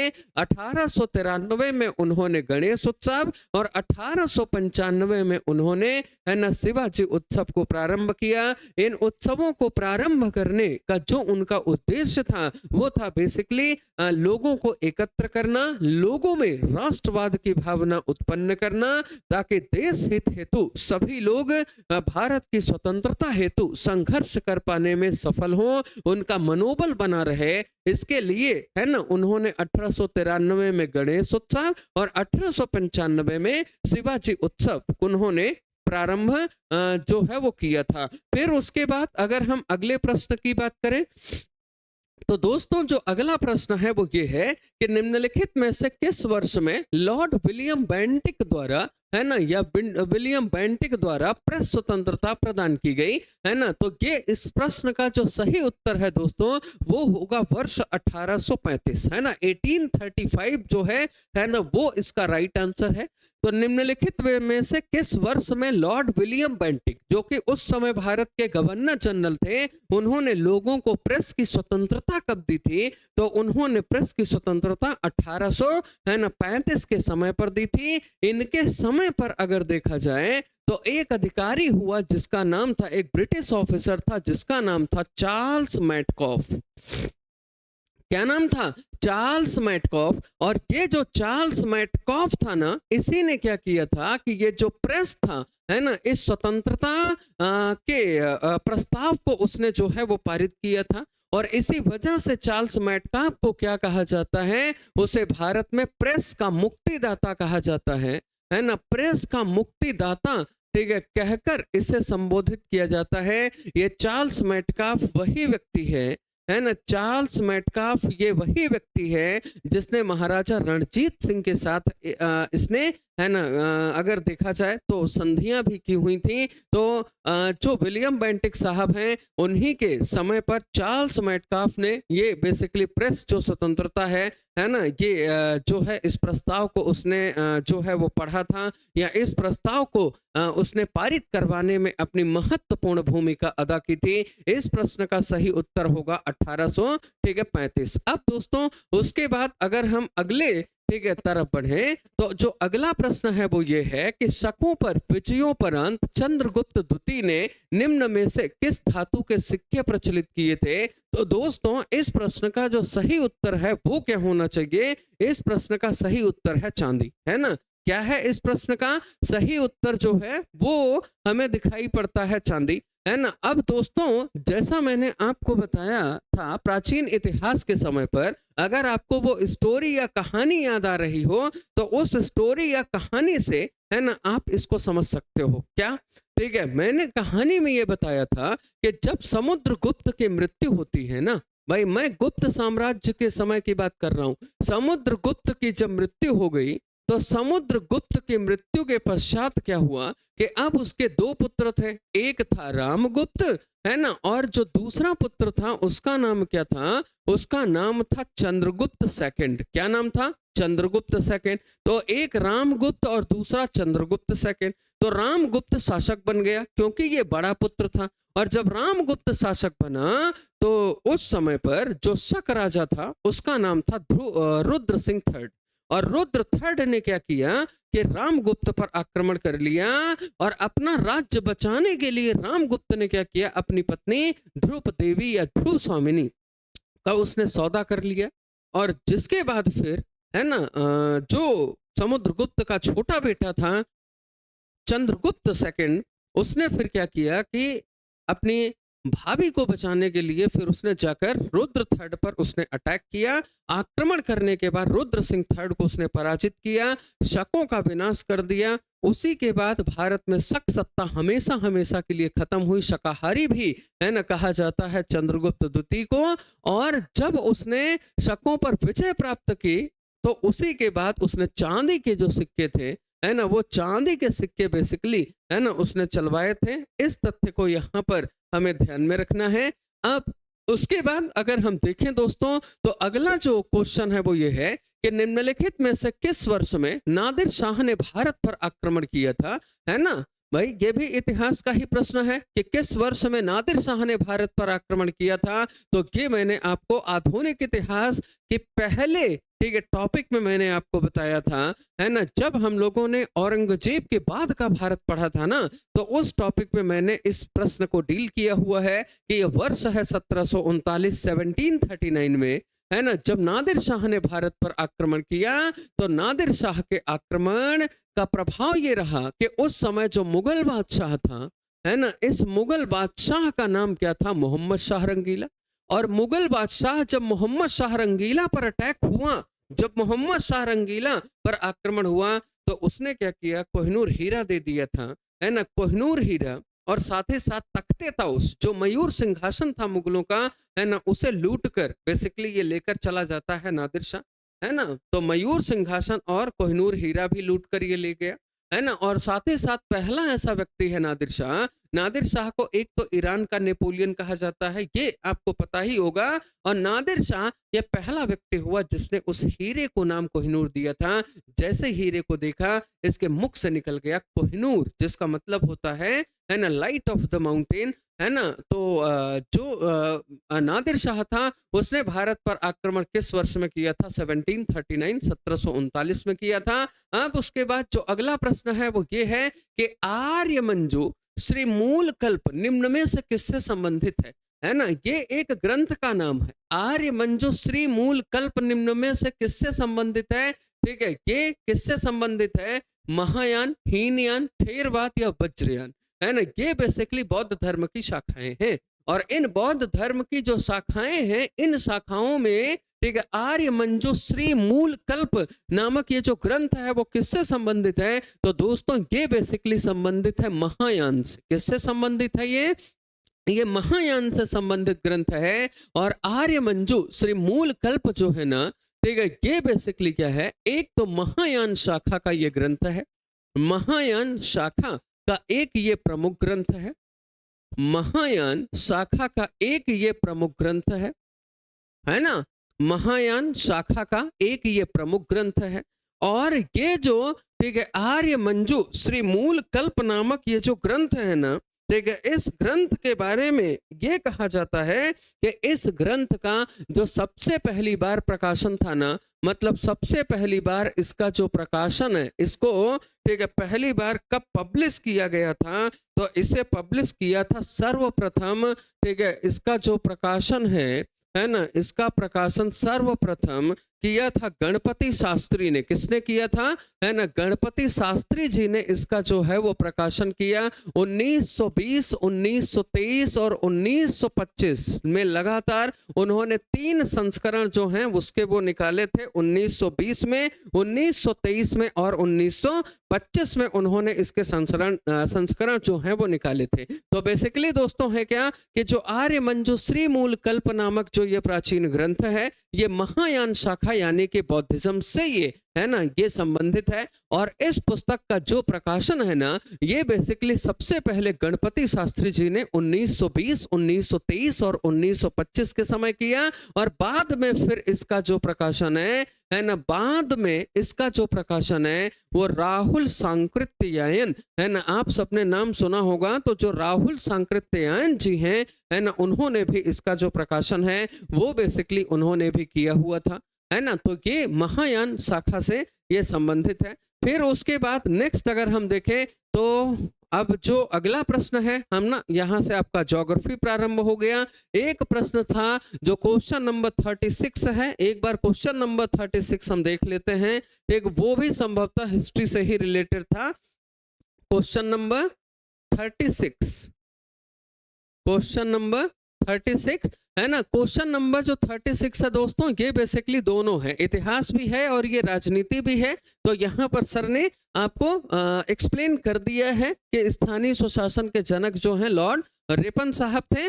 तो यहाँ से हमारा है ना इतिहास वाला जो पोर्शन है वो यहाँ पर खत्म होता है ना। जितना हम लोगों ने पढ़ा था, क्योंकि एंशिएंट हिस्ट्री का केवल एक क्वेश्चन आया है, वो बौद्ध धर्म के ग्रंथ वाला। बाकी जो पूरे अधिकांशता प्रश्न है और एक आया था शकों वाला, है ना। ज्यादातर प्रश्न आपको आधुनिक इतिहास यानी कि मॉडर्न हिस्ट्री से लगे होंगे। तो मॉडर्न हिस्ट्री हम लोगों ने बहुत विस्तार से पढ़ी थी, है ना। ज्यादा से ज्यादा आप प्रश्न जो है उनको आप अटेम्प्ट कर पाने में आप सफल हुए होंगे, है ना।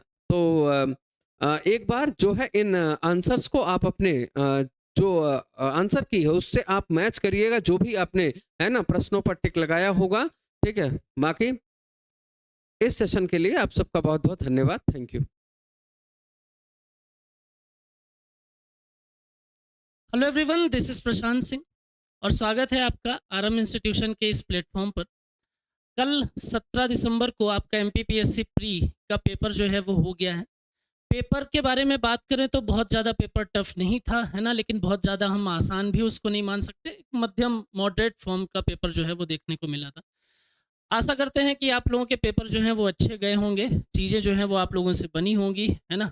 और उस पूरे सेक्शन में जो एमपीपीएससी का सेक्शन था उसमें मैंने आपको इकोनॉमिक्स और आईसीटी के पोर्शन को कवर कराया था।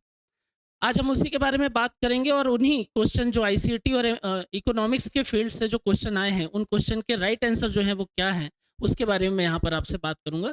दूसरे जो रिमेनिंग सेगमेंट है वो अलग अलग रिस्पेक्टेड टीचर जो है वो आकर आपको कराएंगे और वो अपने अपने सब्जेक्ट के क्वेश्चन जो है वो भी बताएंगे, ठीक है। चलिए आइए देखिए स्टार्ट करते हैं। सबसे पहला क्वेश्चन हमसे पूछा गया था, नाबार्ड की स्थापना कब की गई।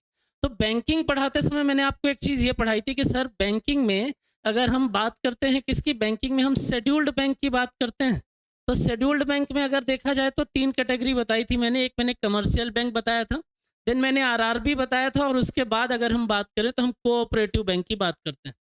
इस आरआरबी की अगर हम बात करें, यहाँ पर अगर आप देखोगे तो यहाँ पर आरआरबी के केस में अगर हम बात करते हैं तो एक चीज़ ये समझ में आती है रीजनल रूरल बैंक में कि सर 1975 में इसका इस्टेब्लिशमेंट हुआ था। ये इसलिए बता रहा हूँ क्योंकि क्लास में भी हमने इसी प्रकार से डिस्कस की थी चीज़ें।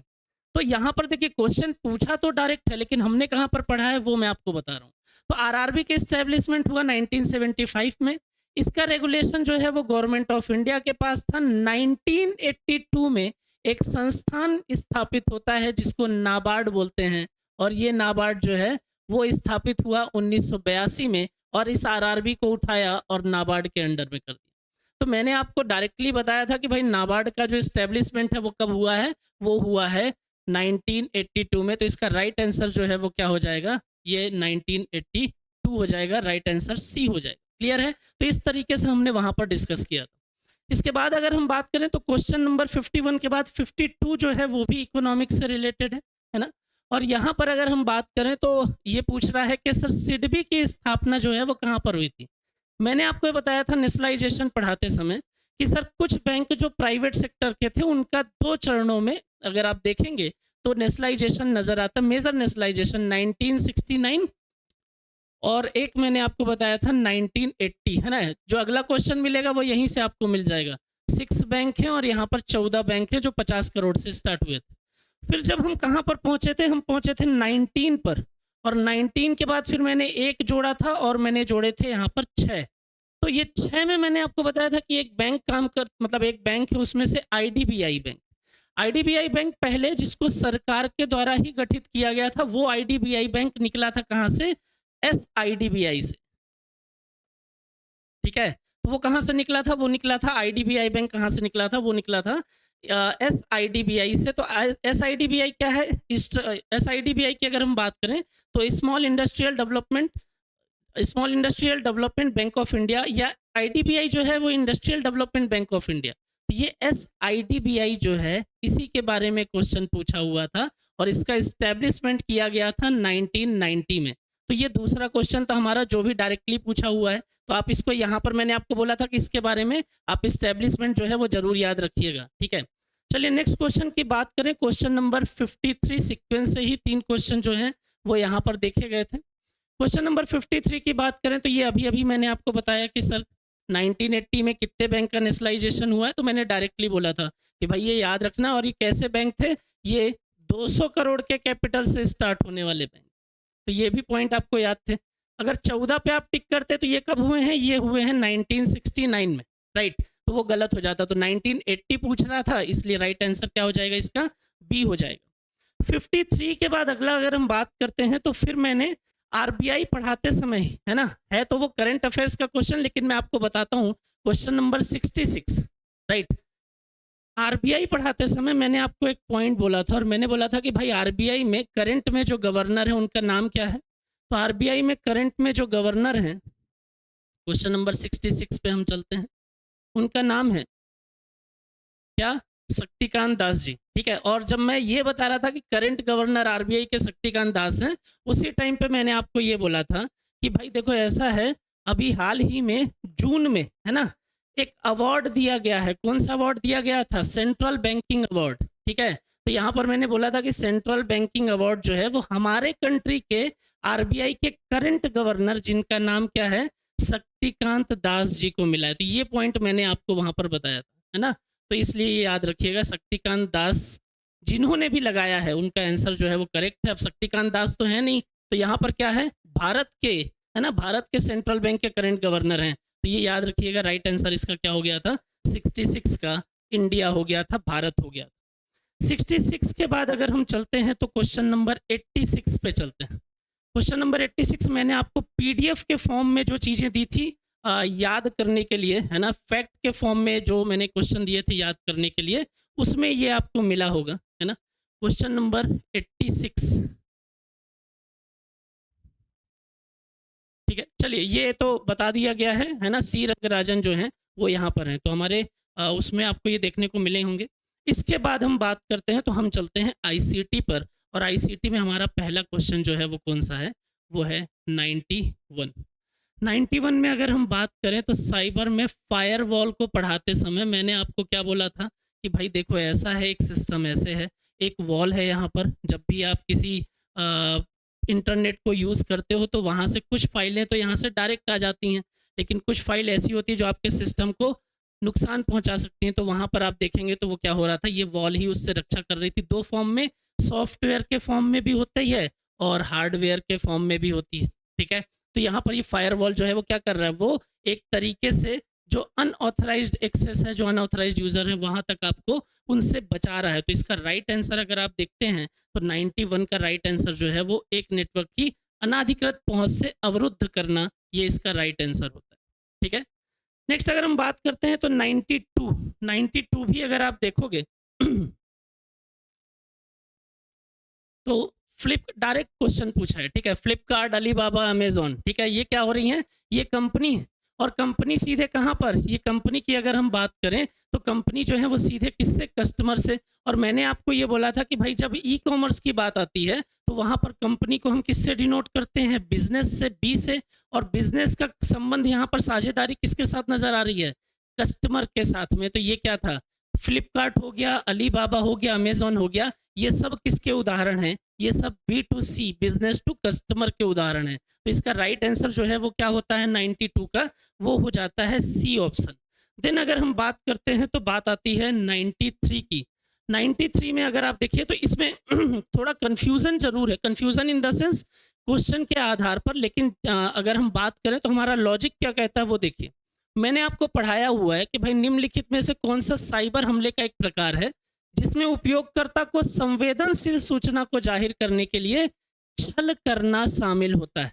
अब आपके पास, मैंने आपको क्या बोला था कि आपके पास में एक कॉल आता है, ठीक है, ये मैंने एग्जांपल दिया था, और आपको बोला कि भाई आप 5 लाख रुपए जो है वो जीत सकते हैं अगर आप इस लिंक पर क्लिक करके और ये सही जवाब दे देते हैं कि भीमबेटका जो है वो किस जिले में है। आपको लगता है कि सर ये तो बहुत बढ़िया था, तो हमने इस तरीके से इसको डिस्कस किया था। और मैंने आपको क्या पढ़ाया था, मैंने आपको पढ़ाया था फिशिंग में, जहां पर हम क्या करते हैं, जाल डालता है कोई भी अटैकर, ठीक है, जो जाल डालकर और आपको डेटा को एक्सेस करने की कोशिश। तो यहाँ पर दाना फंसा रहा था, आपके साथ छल कर रहा था, एक्चुअल में उसके पीछे मंशा कुछ और थी। हमने इसको ऐसा डिस्कस किया था। तो ये एक पॉइंट है जिसके कारण से प्रोबेबिलिटी बन रही है कि फिशिंग हमला जो है वो इसका राइट आंसर होगा।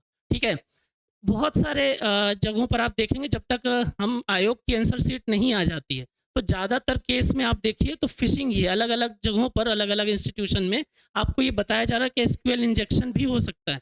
तो प्रोबेबिलिटी दोनों की है, लेकिन ज़्यादा प्रोबेबिलिटी किसकी बन रही है, वो फिशिंग अटैक की बन रही है। बात समझ में आ रही है? ये भी एक पॉइंट इसमें याद रखेंगे। तो इसका राइट आंसर फिलहाल आप मान के चलिए कि वो क्या है, वो फिशिंग है। ई कॉमर्स की बात करें, डायरेक्टली मैंने आपसे बोला था कि भाई देखो ई कॉमर्स से फ़ायदा क्या है। फ़ायदा है सर कि अगर हम प्रोड्यूसर के या सेलर के पॉइंट ऑफ व्यू से देखते हैं तो दुकान सच ऐसा इंफ्रास्ट्रक्चर की ज़रूरत नहीं है। हमने सामान को रखा और जैसे ही ऑर्डर आया वहाँ से पैक वैक करके उनको क्या कर दिया, पहुँचा दिया। दूसरा मैंने बोला कि ऐसा नहीं कि 10 बजे तो काम खत्म, आप घर पर बैठकर 11 बजे, 12 बजे, 1 बजे, 2 बजे 24/7 आप क्या कर सकते हो, ऑर्डर कर सकते हो। 24/7 कार्य करने की क्षमता जो है वो ई कॉमर्स के अंतर्गत देखी जाती है। बात समझ में आ रही? तो इसका राइट आंसर क्या हो गया, 94 का ए हो गया। नेक्स्ट अगर हम देखें तो देखिए ई प्रोक्योरमेंट पोर्टल, ये मैंने आपको डायरेक्टली तो नहीं बताए थे लेकिन हमने जेम के बारे में भी चर्चा की थी। और ये याद रखिए कि एमपी टेंडर हो गया, जेम हो गया, एमपी एलयूएन हो गया। ठीक है, ये तीनों जो हैं वो क्या बोल रहे हैं, ये तीनों की अगर मैं बात करूं तो ये बोल रहे हैं कि सर सरकार की सेवाओं को या सरकार को सर्विसेज प्रोवाइड करने के लिए किसी गवर्नमेंट एजेंसीज या प्राइवेट एजेंसीज के साथ में तालमेल के लिए ई फॉर्म में टेंडरिंग या प्रोक्योरमेंट के लिए ये यूज हो रहा है। तो यहाँ पर एक ही चीज है जो क्या हो रही है, जो सरकार की सेवाओं को सिटीजन को प्रोवाइड कर रही है, वो किसके माध्यम से हो रहा है, वो है एमपी ऑनलाइन के माध्यम से। तो ये तीन चीजें तो सेम हो गई, बचा क्या, एमपी ऑनलाइन। इसलिए इसका राइट आंसर जो है वो आप ऐसे भी निकाल सकते थे। इसका राइट आंसर क्या हो गया, एमपी ऑनलाइन हो गया। नेक्स्ट अगर हम बात करते हैं तो यहाँ पर ये याद रखिए कि सर निम्नलिखित में से ये क्वेश्चन मैंने नहीं कराया था आपको। ठीक है, इसका राइट आंसर जो है वो डीएसएल है। इंटरनेट कनेक्शन का एक प्रकार है जो टेलीफोन लाइनों का प्रयोग करता है, तो वो डीएसएल कहलाता है। ठीक है, तो इसका राइट आंसर याद रखेंगे डीएसएल। नेक्स्ट अगर हम बात करते हैं कि वह प्रक्रिया है जिसके द्वारा रिसीवर संदेश द्वारा प्रयोग किए गए संकेतों की व्याख्या करता है ना। ये एक तरीके से आप देखो डिकोडिंग है। ठीक है, तो इसको हम विसंकेतन कहते हैं। तो ये याद रखिएगा, इसका राइट आंसर जो है वो बी होता है। कौन सा वेब ब्राउजर नहीं है, डायरेक्टली मैंने आपको बार बार फोर्स करके बोला था कि भाई 4 नाम देगा, उसमें से पूछेगा कि वेब ब्राउजर नहीं है या सर्च इंजन नहीं है। तो ये नाम जो मैंने 20-25 लिस्ट आपको यहाँ पर समझाई थी, उसमें से मैंने बोला था कि ये लिस्ट जो है वो जरूर याद रखना। हालांकि ये बहुत कॉमन सा पूछा था। इसका राइट आंसर जो है वो याहू है। ठीक है, तो ये मैंने डायरेक्टली आपको बताया हुआ था। नेक्स्ट अगर हम बात करते हैं, ये तो बहुत ही आसान था, हमने देखा था, क्या हमने पढ़ा था, जनरेशन ऑफ कंप्यूटर। और जनरेशन ऑफ कंप्यूटर में मैंने बोला था फर्स्ट जो है वो वैक्यूम ट्यूब यूज कर रहा है, सेकंड जो है वो ट्रांजिस्टर यूज कर रहा, थर्ड जो है वो आईसी यूज कर रहा, फोर्थ जो है वो माइक्रो प्रोसेसर यूज कर रहा, और फिफ्थ जो है वो यूज कर रहे थे एआई। ये पूछा हुआ है ना डायरेक्टली। तो आंसर लगाइए ट्रांजिस्टर। कौन सा पूछा है, दूसरी पीढ़ी के कंप्यूटर में कौन सा इलेक्ट्रॉनिक उपकरण, राइट आंसर ट्रांजिस्टर। फ्री का नंबर था भाई, है ना, ले लिया होगा आप लोगों ने। लास्ट देखें, ये भी डायरेक्टली मतलब फैक्ट के फॉर्म में आपको दिया था, चैट जीपीटी का विकास किसने किया। तो एआई जब हम पढ़ रहे थे तो वहां पर जो फैक्ट मैंने बताए थे, चैट जीपीटी ओपन एआई के द्वारा डेवलप किया गया है।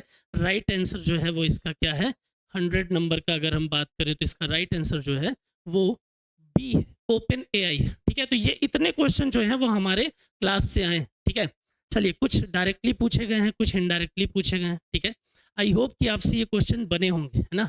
मुझे पूरी आशा है कि आपने ये क्वेश्चन जो है वो सही किए होंगे। ठीक है, चलिए अगर आपके स्कोर अच्छे हैं तो बहुत अच्छी बात है ना, मेंस की तैयारी में लग जाइए। और अगर आपको लगता है कि नहीं सर कुछ स्कोर हमारे कम रह गए हैं, नंबर कम रह गए हैं, तो दुखी मत होइए, अप्रैल में फिर से एग्जाम है, उसकी तैयारी जो है वो बेहतर तरीके से करिए। चलिए फिर, थैंक यू सो मच।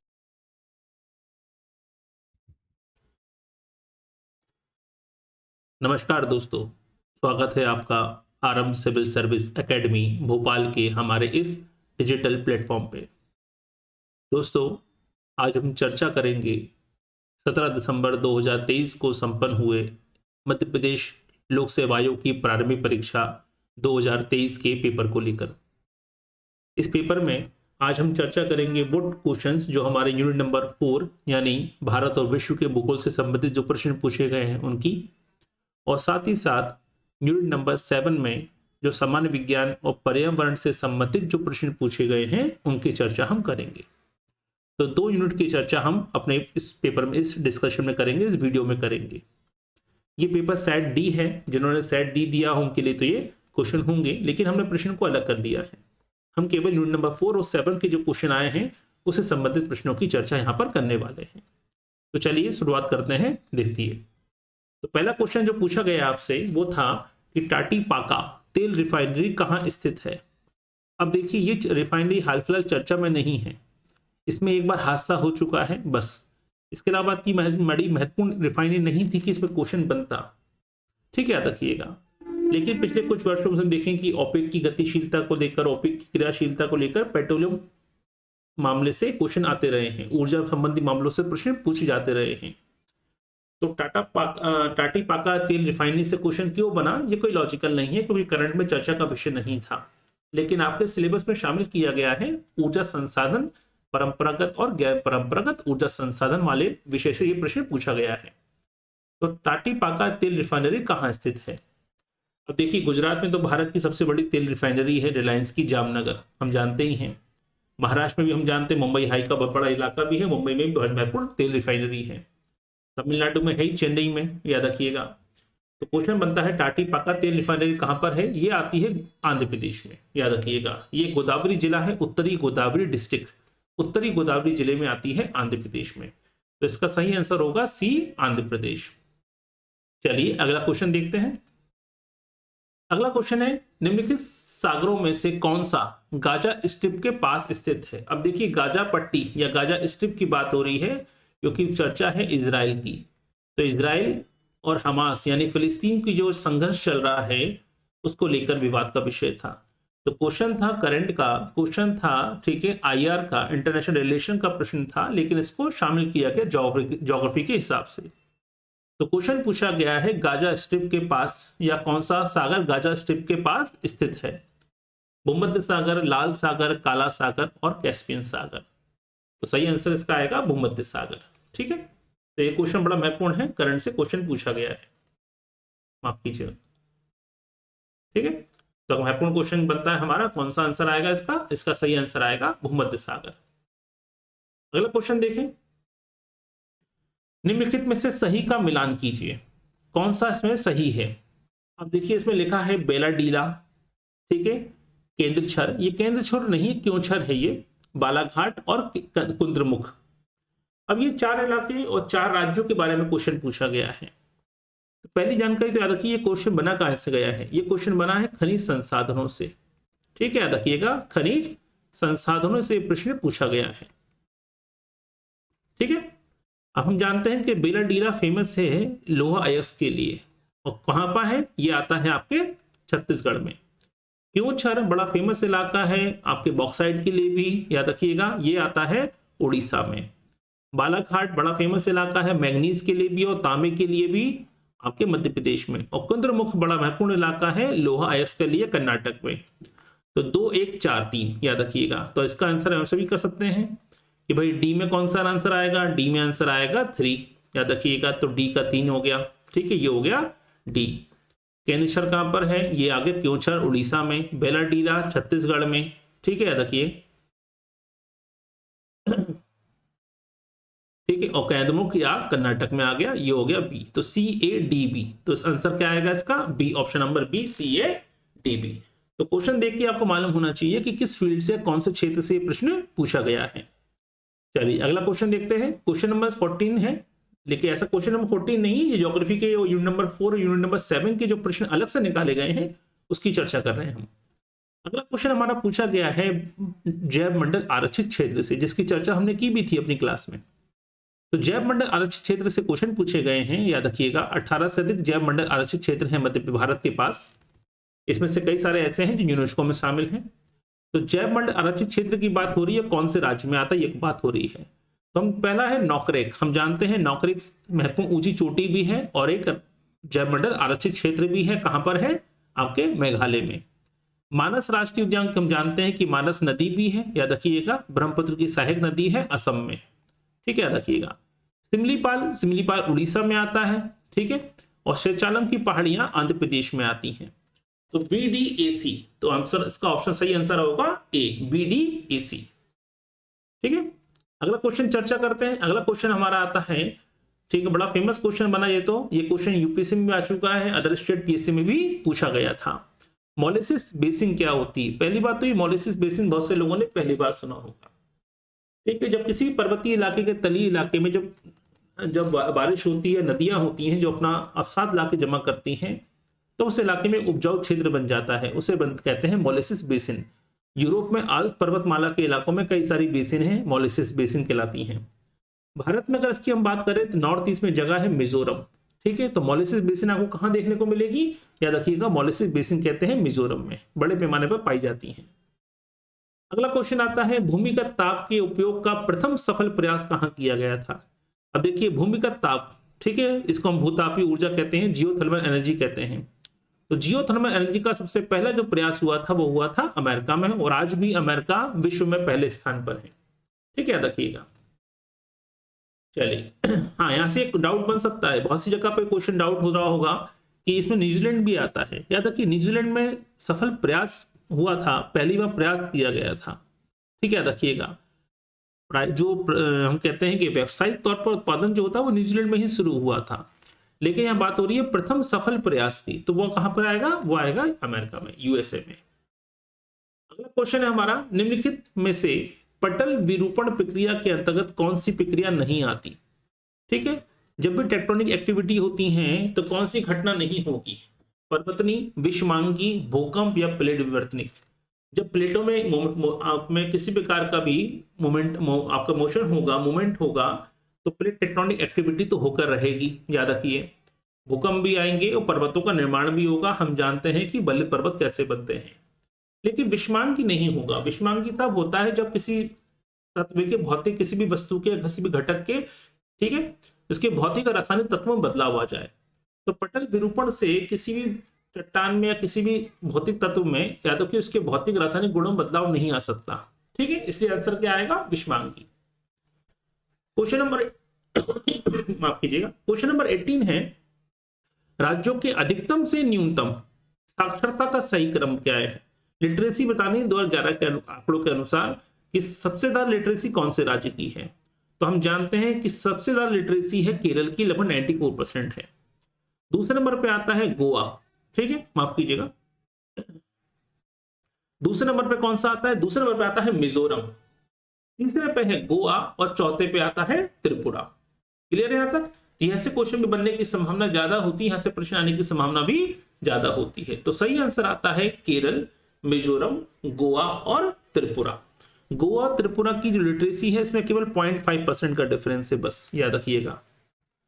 चलिए, क्वेश्चन नंबर 18 देखें, निम्नलिखित में से कौन सी वायुमंडलीय परत जलवायु और मौसम में सभी परिवर्तनों के लिए जानी जाती है?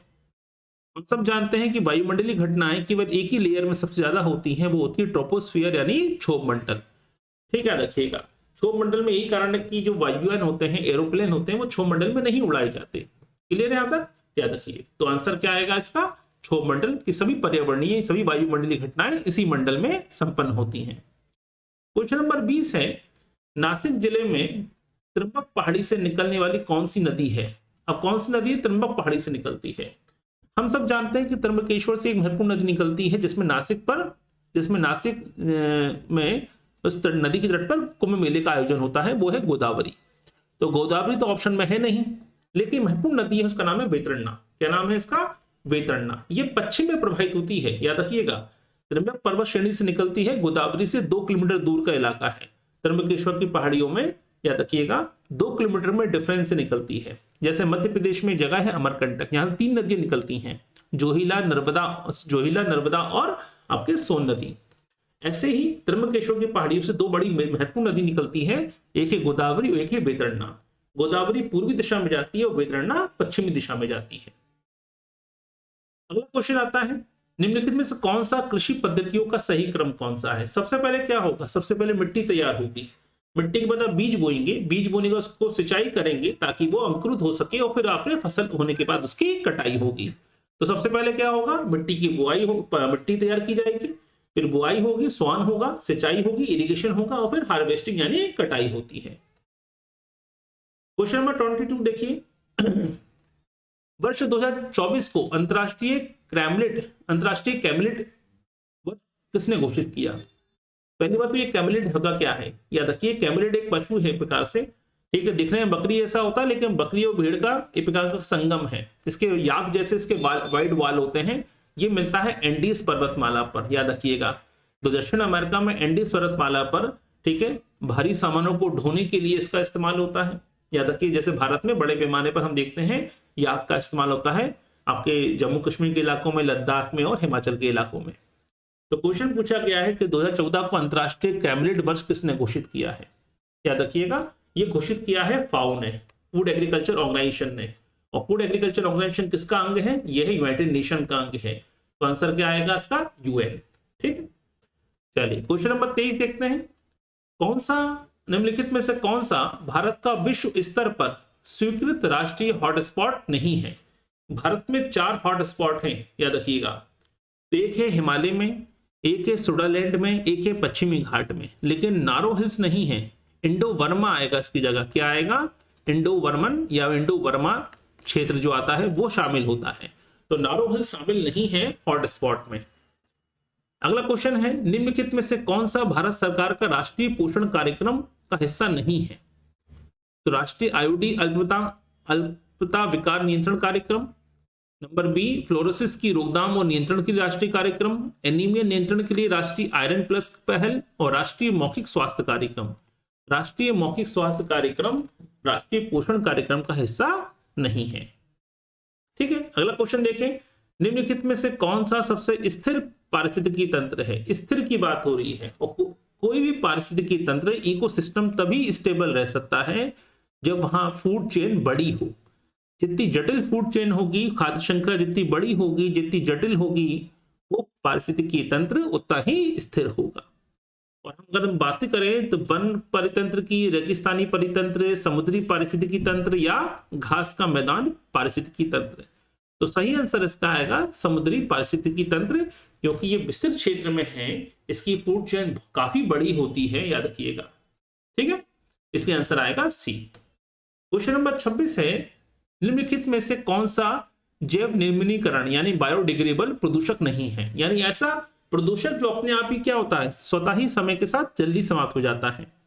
जैसे कागज है, ऑप्शन नंबर बी है भोजन, ऑप्शन नंबर 3 है कीटनाशक, ऑप्शन नंबर 4 है कास्ट और सेल्यूलोज। तो याद रखिए इसमें कीटनाशक ऐसा है जो स्वतः ही समाप्त नहीं हो सकता, याद रखिए। दो बायोडिग्रेडेबल नहीं है, अपने आप ही समय के साथ अपने आप समाप्त नहीं होगा, काफी लंबा समय लगेगा। ठीक है, तो कीटनाशक इसमें सही आंसर आएगा। क्वेश्चन नंबर 27 है, सूर्य के व्यापक अध्ययन के लिए निम्नलिखित में से कौन सा इसरो का हाल का वैज्ञानिक मिशन है? हम सब जानते हैं इसके बारे में, आदित्य एल प्रथम। तो आदित्य L1 जो है वो हमारा पहला इसरो का पहला एक मिशन है जो सूर्य का अध्ययन करने के लिए भेजा गया है। अगला आता है, ग्रीन मफलर किस प्रदूषण से संबंधित है? बड़ा ही महत्वपूर्ण टॉपिक है ग्रीन मफलर। ठीक, तो मृदा प्रदूषण, वायु प्रदूषण, ध्वनि प्रदूषण या जल प्रदूषण? इसका सही आंसर है ध्वनि प्रदूषण। आप सुनते भी होंगे कि हाईवे के किनारे पर, ठीक है, सड़कों के डिवाइडर पर पेड़ लगाए जाते हैं। क्यों? ताकि साउंड को एब्जॉर्ब कर सकें, याद रखिएगा। इसे कहते हैं ग्रीन मफलर, जो ध्वनि प्रदूषण के निवारण में अहम भूमिका निभाता है। अगला क्वेश्चन है कि पारिस्थितिकी तंत्र में ऊर्जा का प्रवाह निम्न से उच्च पोषण स्तर पर जाने से कम होता है। इसे निम्नलिखित द्वारा समझाया जा सकता है। ऐसा कौन सा नियम है? तो पहला है ऊष्म गति का, थर्मोडायनेमिक्स का प्रथम नियम, ऊष्म गतिकी का दूसरा नियम, न्यूटन का द्वितीय नियम या न्यूटन का तृतीय नियम। तो पहली बात देखिए, इकोसिस्टम की बात हो रही है, ऊर्जा के प्रवाह की बात हो रही है, गति के नियम तो लागू होंगे नहीं इस पर, तो सी और डी तो आ ही नहीं सकता, न्यूटन के नियम तो लागू नहीं होंगे। अब बचते हैं ऊष्म गतिकी का प्रथम नियम या ऊष्म गतिकी का द्वितीय नियम। ठीक है, सही आंसर इसका आएगा ऊष्म गतिकी का प्रथम नियम। ठीक है, चलिए आगे बढ़ते हैं। तो इसका आंसर आ गया हमारा option number A. Option number 30 देखिए, अगला क्वेश्चन देखिए, ये यूनिट नंबर 7 का ही महत्वपूर्ण है। बायोलॉजी से केवल एक ही प्रश्न पूछा गया है। ठीक है, ऑस्टियोक्लास्ट निम्नलिखित में से किससे संबंधित है? हड्डी का निर्माण, बेसल लेमिना स्त्राव, हड्डी टूटना, मांसपेशियों का पुनरुद्धान यानी रेजोल्यूशन। तो पहली बात है कि ऑस्टियोक्लास्ट क्या होता है। दो शब्द होते हैं, ऑस्टियोक्लास्ट और ऑस्टियोब्लास्ट। ऑस्टियोक्लास्ट बड़ा महत्वपूर्ण शब्द होता है। हमारी हड्डियां जो होती हैं, ठीक है, अपने आप में विघटित होती रहती हैं और मजबूत होती हैं और नई नई हड्डियां बनती रहती हैं। जैसे हमारे दूध के दांत होते हैं, मिल्क टीथ होते हैं, समय के साथ इनको हड्डियां कमजोर करती ताकि टूट के झड़ जाएं और ताकि इसी जगह स्थायी दांत आ जाएं। तो ये मरम्मत चलती ही रहती है लगातार, इसे कहते हैं ऑस्टियोक्लास्ट। इसी से हमारी हड्डियां मजबूत होती हैं और नई हड्डियां बनती हैं, इसे कहते हैं हड्डी का निर्माण। ठीक है, तो ये है वो कुछ क्वेश्चन जो एग्जाम में पूछे गए, ठीक है, जो यूनिट नंबर 7 और यूनिट नंबर 4 को कवर करते हैं। तो यूनिट नंबर 4 में भी ज्यादा महत्वपूर्ण क्वेश्चन नहीं आए थे, लेकिन जितने भी आए वो ज्यादातर पड़े हुए थे हमारे। यूनिट नंबर 7 के क्वेश्चन बड़े सिंपल थे, तो इस बार ज्योग्राफी और जनरल साइंस बहुत ही सिंपल से पूछी गई है एग्जाम में। ठीक है, तो उम्मीद है आपका पेपर अच्छा गया होगा। तो बने रहिए हमारे साथ, ठीक है, मिलेंगे जल्दी से जल्दी एक नए लेक्चर के साथ। Good bye.